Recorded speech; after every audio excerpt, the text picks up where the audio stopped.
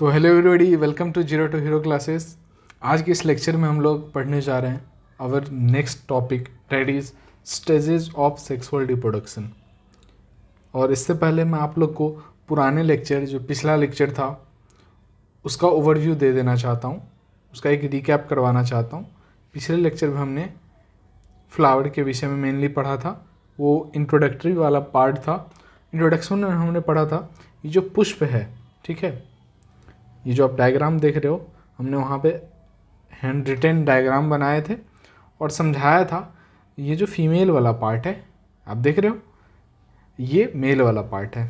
इसको हमने बाह्य दल बोला था, और इसके एक यूनिट को बाह्य दल बोला जाता है, और बहुत सारे सेपल मिलके क्या बनाते हैं, बाह्य दल पुंज। क्या बनाते हैं? बाह्य दल पुंज। और ये जो पेटल देख रहे हो आप, ठीक है, इस एक पार्ट को बोलते हैं पेटल, और इसके समूह को कोरोला बोला जाता है, ठीक है, दलपुंज बोला जाता है, और एक को क्या बोलते हैं? दल बोलते हैं। इतना समझ में आया? तो इन चीज़ों के विषय में हमने डिस्कशन किया था। आज हम लोग बेसिकली पढ़ेंगे how this chapter will be proceed further. आगे ये चैप्टर बढ़ेगा कैसे, क्या क्या, एक फिर से एक ओवरव्यू आपको मिलेगा। ये चैप्टर 3 सेक्शन में डिवाइडेड है, वो अभी हम लोग देखेंगे। देन आप ये वर्तिकाग्र देखो, वर्तिका देखो, अंडाशय, और ये हम लोग इसे डिटेल में डिस्कस तो करेंगे ही। तो आप देख सकते हो, अभी हमने लिखा है, ये थियरी वाला पार्ट में अभी आपको बताता हूँ इसके बाद। तो अभी हम लोग पढ़ने जा रहे हैं स्टेजेज ऑफ सेक्सुअल रिप्रोडक्शन। क्या पढ़ने जा रहे हैं? Stages of sexual reproduction. सबसे पहले आता है, पहला स्टेज आता है निषेचन पूर्व। क्या आता है? निषेचन पूर्व संरचनाएं। जो भी संरचनाएं बन रही है, किससे पहले? निषेचन से पहले संरचनाएं एवं घटनाएं। इसमें क्या क्या घटनाएं घटने वाली है? सेकेंड वन इज निषेचन। तो इसके अंदर दो चीज़ें आती हैं। क्या क्या? पहला आता है युग्मन, युग्मन का निर्माण होना, ठीक है, युग्मन निर्माण, युग्मक इसमें बनता है। इसको इंग्लिश में भी से गैमीटोजेनेसिस क्या बोलते हैं? गैमीटोजेनेसिस, गैमीटोजेनेसिस। अब देखो इंग्लिश में, देखो हिंदी में ही देखो ना, युग्मन मतलब युग्मक, ठीक है, उसका निर्माण। गैमीट जेनेसिस मतलब किसी चीज़ का बनना, सिंथेसाइज होना। हाँ, गैमीट का बनना, गैमीटोजेनेसिस। उसको हिंदी में क्या हम लोग बोल रहे हैं? युग्मन निर्माण। And the second part is, इसका सेकेंड पार्ट है युग्मक, युग्मक स्थानांतरण। क्या है? युग्मक स्थानांतरण, जिसे हम लोग बोलते हैं इन इंग्लिश वी से गैमीट ट्रांसफर। क्या बोलते हैं? Gamete transfer. अभी हमने पहला स्टेज देखा, पहला स्टेज का नाम था निषेचन पूर्व। निषेचन पूर्व मतलब इस चीज़ को बेसिकली हम लोग 3 डिवाइडेड में बांट रहे हैं। निषेचन से पहले का टाइम, एक निषेचन का टाइम, एक निषेचन की बाद का टाइम। तो निषेचन से पहले वाले टाइम को क्या बोलेंगे? निषेचन पूर्व। इसमें क्या क्या संरचनाएं आएंगी वो देखना है, इसमें क्या क्या घटनाएं आएंगी वो देखना है। पहला पार्ट हो गया। देन हम लोग क्या करते हैं, इसमें सेकेंड पार्ट देखते हैं। क्या देखते हैं? Second part. तो सेकेंड पार्ट क्या है? सेकेंड पार्ट है निषेचन। क्या है? निषेचन। और क्योंकि ये आवर्तबीजी पौधे हैं, मतलब फ्लावरिंग प्लांट्स हैं, एंजियोस्पर्म है, तो यहाँ पे देखा जाता है कैरेक्टरिस्टिक फीचर, मैंने लास्ट लेक्चर में भी बताया था। यहाँ देखा जाता है डबल फर्टिलाइजेशन। क्या देखा जाता है? Double fertilization. समझे? अब डबल फर्टिलाइजेशन को हिंदी में हम लोग बोलते हैं द्विनिषेचन। क्या बोलते हैं? द्विनिषेचन, ठीक है। अब ये वाला पार्ट हो गया। अब इसमें क्या होता है ना, बेसिकली तुम देखो, इसमें मेल और फीमेल गैमीट आके फ्यूज होता है। इस डबल फर्टिलाइजेशन को हम लोग लगभग आधा लेक्चर डिनोट करेंगे, मतलब डिवोट करेंगे, ठीक है, इसको पूरे डिटेल में समझेंगे। Then we have third one, है ना, तीसरा क्या है? निषेचन पश्च। निषेचन पश्च, निषेचन पश्च की जो भी घटनाएं हैं, या उनकी संरचनाएं। संरचनाएं, ठीक है। अब क्या क्या हमने, आप देखते जाओ, मैं लिख भी रहा हूँ, आप लोग साथ साथ नोट्स बनाते जाओ, तब मज़ा आएगा। नहीं तो आप 1.25x पे देखो, वही सही रहेगा। फिर निषेचन पूर्व की घटनाएं, पहले आप देखो हम लोग क्या पढ़ रहे हैं, sexual reproduction in flowering plants. वहाँ हम लोग आवर्त बीजियों में जो भी लैंगिक जनन हो रहा है उसके विषय में देख रहे हैं। फ्लावर हमने एक ओवरव्यू ले लिया है। अब इस चैप्टर को पहले तो मैं ये समझाऊंगा, ठीक है, ये युग्मक का निर्माण कैसे होता है, उसकी संरचनाएं कैसी है और क्या क्या घटनाएं होती है। फिर मैं समझाऊंगा ये सेकेंड पार्ट डबल फर्टिलाइजेशन। तीसरा समझाऊंगा निषेचन पश्च क्या क्या घटनाएं होती हैं। जैसे आप फोर मतलब ऐसे लिख सकते हो, जैसे देखो जायगोट है, जायगोट क्या बनता है, एम्ब्रायो में कन्वर्ट होता है। देन अगेन एक पेन नाम का होता है, हाँ, ये जो न्यूक्लियस होता है, ये सब सेकेंड फर्टिलाइजेशन में आप देखोगे। उसके बाद ये बन जाता है एंडोस्पर्म, क्या बनता है। तो इसका हिंदी वर्जन जो भी है मैं आपको समझाऊंगा। तो अभी हम लोग क्या ले रहे हैं, बस एक ओवरव्यू ले रहे हैं। इतना समझ में आया। अब देखो, अब नेक्स्ट स्लाइड में यहाँ पे मैं आपको समझाऊंगा प्रॉपर स्टेमन, ठीक है। ये जो पुमंग वाला पार्ट था, पुमंग का ही एक इकाई है क्या, स्टेमन, जिसे हम लोग पुंकेसर बोलते हैं। हम लोग क्या पढ़ने जा रहे हैं, पुंकेसर। तो अभी लिख देता हूँ एक अच्छे से हैंडराइटिंग में, स्टेमन, स्टेमन या फिर पुंकेसर। अब क्या है, अब मैं आपको एक डायग्राम बना के दिखाऊंगा, ठीक है। उस डायग्राम को देखो। सपोज कौन सा कलम ले लूँ, यही रहने देता हूँ। अब ये देखो,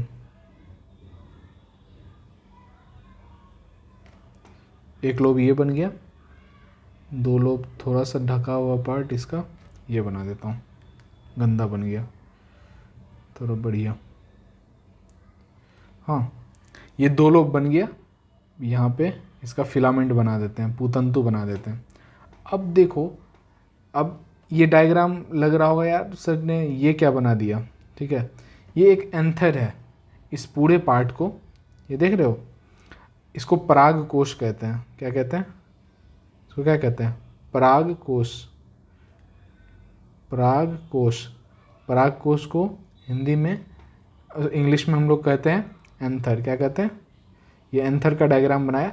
डेफिनेशन मैं आपको अभी पढ़ के सुना दूंगा, चीज़ें समझ में आ जाएंगी। अभी समझने पे कोशिश करो। ये क्या है, परागकोश। इसको क्या बोलते हैं, फिलामेंट, मतलब पूतंतु। क्या बोलते हैं, फिलामेंट। मतलब सर ये जो स्टेमन है, इस पूरे संरचना को कहेंगे। ये किस चीज़ की संरचना है, स्टेमन की। स्टेमन का दो पार्ट हो गया, कौन कौन सा। स्टेमन को अगर आप लिखना चाहोगे, ठीक है, तो आप लिख सकते हो। स्टेमन का दो पार्ट है, कौन कौन सा। एक पार्ट है, स्टेमन का दो पार्ट क्या क्या है। द फर्स्ट वन इज परागकोश। क्या है, परागकोश। सेकेंड वन इज पूतंतु। क्या है, पूतंतु। अब इसको फिलामेंट बोलते हैं, इसको एंथर बोलते हैं। अब आप ध्यान से देखो, इधर ध्यान दो, समझाने वाला पार्ट आ गया। ये आप देख रहे हो, ये वाला एक दो क्या है। अब ये जो है ना, इसको लोब बोलते हैं। क्या बोलते हैं, लोब। अब अभी आपको मैं समझाऊंगा। एक लोब ये हो गया, एक लोब ये हो गया, ठीक है। ये हो गया आपको परागकोश, एंथर। अब एंथर की कुछ कुछ क्या कहते हैं, डेफिनेशन है, जो भी कह सकते हो। इसका आकार कैसा होता है, या इसका आकार होता है राउंड शेप का होता है, ठीक है। ये सारी चीज़ें ऑलरेडी यहाँ पे देख रहे हो, स्लाइड में सारी चीज़ें लिखी हुई है। अभी समझने पे फोकस करो। इसको कहते हैं पूतंतु। पूतंतु कैसा होता है, पतला होता है, लंबा होता है। तो समझो इसे द्विपालित क्यों कहते हैं, है ना। आप सुनोगे ये चीज़, इसको क्या कहते हैं, द्विपालित। द्विपालित मतलब एक पालिका ये हो गया, दूसरा पालिका ये हो गया, ठीक है। तो आप लिख सकते हो एक पाली करके, या एक फर्स्ट लोब लिख सकते हो। क्या लिख सकते हैं, हम लोग लिखेंगे ये क्या है, फर्स्ट लोब। समझने में आसान होगा, फर्स्ट लोब। और ये है सेकेंड लोब। क्या है? इससे क्या पता चला? इसमें कितने लोब हैं? एक एंथर में 2 लोब होते हैं, इसीलिए इसे क्या कहते हैं? द्विपालित कहते हैं, मतलब बाइलोब्ड। ये कैसा होता है? ये जनरली सामान्यतः बाइलोब्ड होते हैं, और हिंदी में कहते हैं द्विपालित। कैसा होता है? द्विपालित। द्वि मतलब 2, पालिका, पालित मतलब ये जो लोब है, ठीक है, इसको बोलेंगे। अब आप देखो, इसके बीच में मैंने कुछ वाइट कलर का ये बनाया है। ये क्या है? इसको प्रकोष्ठ बोलते हैं। क्या बोलते हैं? प्रकोष्ठ। अब इसके अंदर ना ईच लोब हैज़ 2 थीका, मतलब प्रत्येक परागकोश में सामान्यतः 2 पाली तो ऑलरेडी हैं। अब प्रत्येक ये जो लोब है, प्रत्येक पाली में 2 प्रकोष्ठ होते हैं। कितने प्रकोष्ठ होते हैं?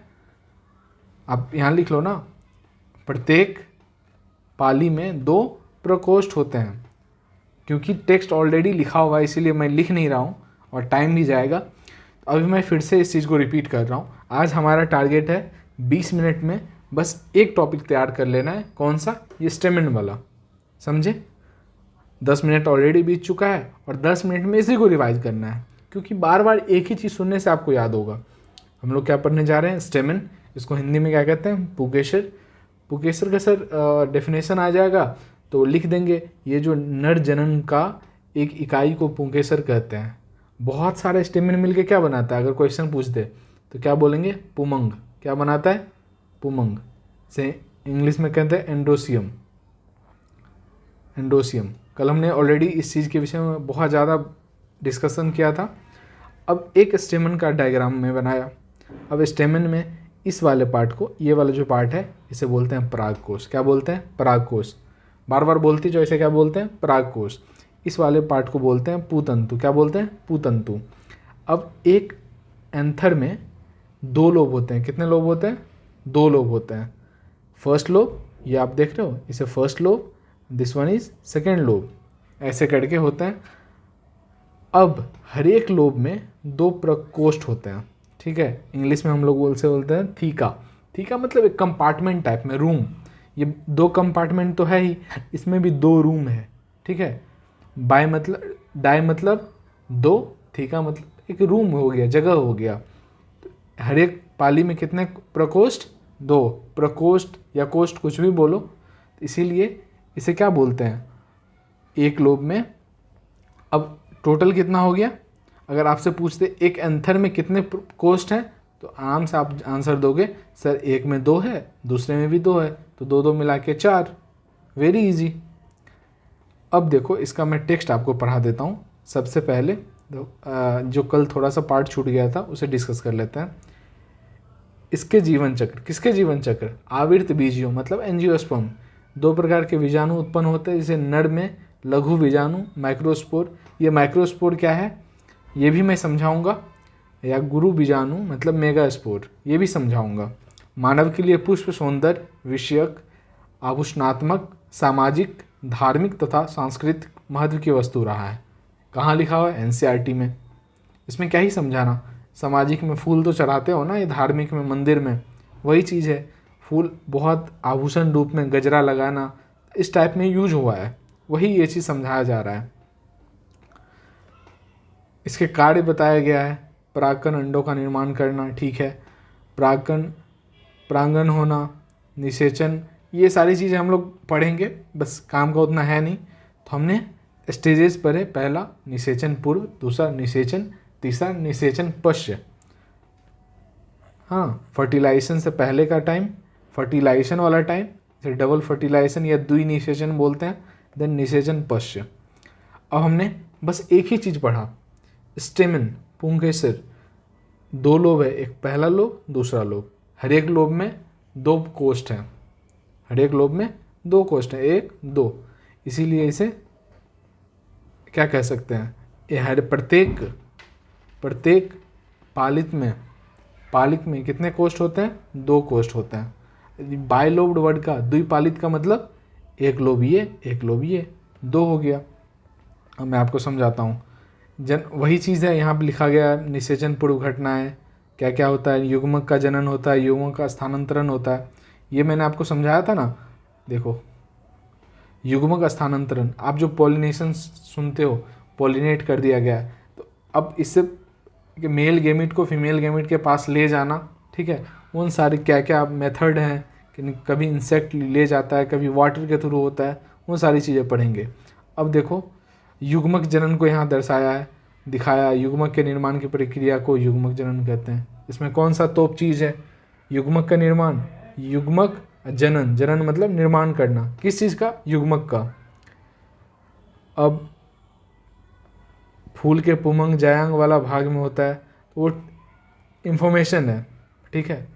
यह फूल का नर जनन अंग है। पुमंग क्या है उस चीज़ को बताया, पुमंग हमने समझाया था ना, एंड्रोसियम, किसी से स्टेमेन का, यह नर जनन अंग है। इसकी इकाई को पुंकेसर कहते हैं, जिसे स्टेमेन हमने अभी पढ़ा था।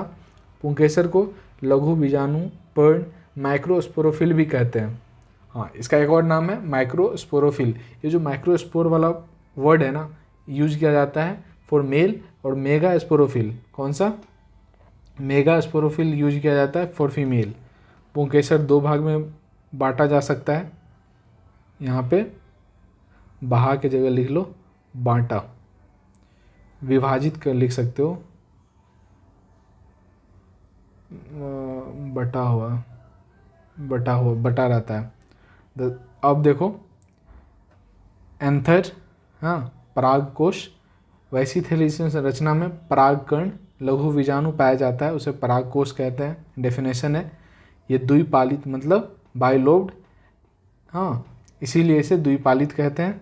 परागकोश के प्रत्येक पाली में 2 लघु बीजाणु धानी, ये जो धानी होता है ना लघु बीजाणु, उसमें मैं आपको अभी आगे पढ़ाऊँगा, बहुत सारे टिश्यू होते हैं, ठीक है, स्पोरोजिनस टिश्यू, फिर आगे चल के उसे माइक्रोस्पोर जब बन जाता है, ठीक है, इसका बहुत सारा नाम होता है, फिर वो पॉलन ग्रेन बन जाता है, सारी चीज़ें समझाऊंगा। प्रत्येक परागकोश के प्रत्येक पाली में 2 लघु बीजाणुधानी या परागधानी पाया जाता है। इस प्रकार एक प्रारूप परागकोश में 4 लघु बीजाणुधानी, मतलब एक लोब में 2, फिर दूसरा लोब में 2, इसलिए इसे लघु बीजाणु चतुष्क, ये देखो क्या बोला जाता है, लघु बीजाणु चतुष्क भी कहा जाता है। चतुष्क मतलब 4, ठीक है, लघु बीजाणु। अब तंतु को बताया गया है, परागकोश से जुड़ा हुआ पतला लंबा संरचना तंतु कहते हैं। अब क्या है, परागकोश तंतु जिस संरचना के द्वारा जुड़ा रहता है उसे कनेक्टिव, ये अगले लेक्चर में आपको समझाऊंगा एक बढ़िया सा फिगर बना के। तो तब तक के लिए इतना ही, और आप इसे रिवाइज करते रहे। हमने आज एक ही टॉपिक पढ़ा, इसकी संरचना, किस चीज़ की, स्टेमेन मतलब पुंकेसर की। 2 प्रकार का हुआ, परागकोश, पुतंतु, ठीक है, इतना समझ में आया। Thank you.